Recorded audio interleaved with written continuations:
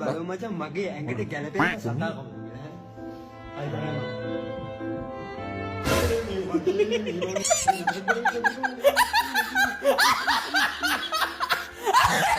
අදයි බලව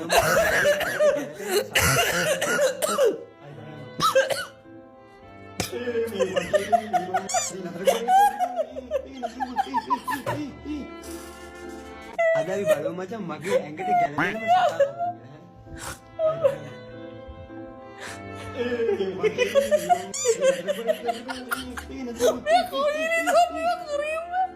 අම්මා අඩෝ ඊ මිහරි ගැරවුණාව කොහේ